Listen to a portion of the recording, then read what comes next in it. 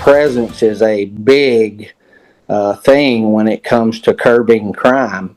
And without that officer present, crime is going to increase. That's just a commonality there. A former employee with the Arkansas State Parks Department sounding the alarm tonight.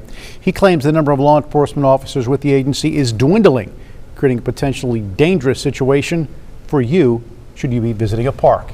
Thanks for joining us tonight at 10. I'm Bob Clausen. I'm Caroline Derby. We're glad you're with us. These concerns came to a head after the double homicide at Devil's Den State Park this summer.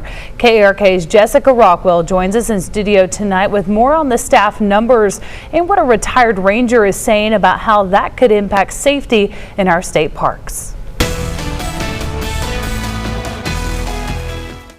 Well, Tracy King says he's trained hundreds of law enforcement officers during his 4 decades with state parks, but current numbers just aren't holding up. He's now calling for change tonight. There's something new around every corner, over every bridge, and down every mountain. But even in a place full of the unexpected, no one could have predicted this. Hear yells calling for help.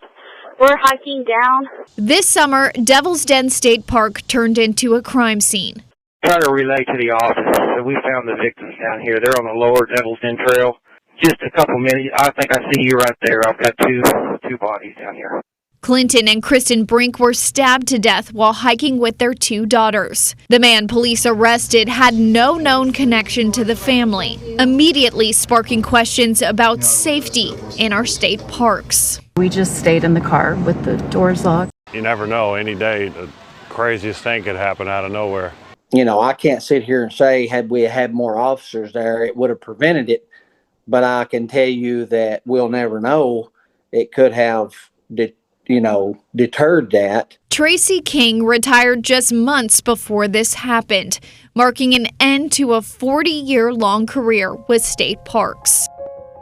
I saw a poster that was recruiting for a park ranger training class, and I thought, that would be interesting. King put on the badge in the 80s, working first as a seasonal employee before moving to Bull Shoals, where he would spend most of his career. King also led a training class for commissioned officers. In the ranks of state parks, these guys are somewhere near the top. They're the police of the trail, and some of the only ones who can make arrests or lead investigations. At one point, King says there was at least 1 commissioned officer for each of our 52 parks.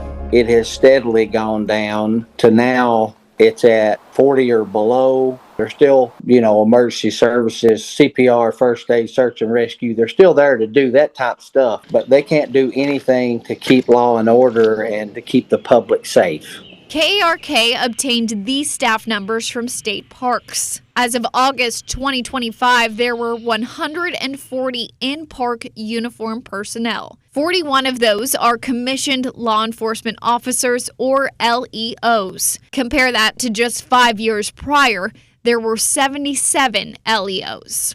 In an FOI request from an attorney with the Arkansas Department of Parks, Heritage, and Tourism, Clay Stone says the decrease is related to a restructuring of positions and a decline in what's called a dual role position, which means law enforcement is not their primary role. Stone says, quote, though some park employees are no longer dual role commissioned law enforcement, they maintain training in CPR, first aid, search and rescue, and other skills that allow them to continue to function as first responders. Stone says the department also works with local law enforcement to keep hikers safe. But King says it all comes down to timing, and the clock starts ticking the second you have to call someone in. We just recently had an incident at a state park where it took an hour to get a deputy out there. With 52 parks and more than 55,000 acres, there's always something new to explore in state parks. King says change needs to happen in order to focus more on what makes Arkansas, I just hope that this wrong can be righted. the natural state. I spoke to the Arkansas Department of Parks, Heritage, and Tourism just this morning. They say their department is currently under a gag order and cannot speak to the situation at Devil's Den State Park. Of course, this will be something that we continue to follow in the weeks to come. Reporting in studio, I'm Jessica Rockwell for KARK 4 News.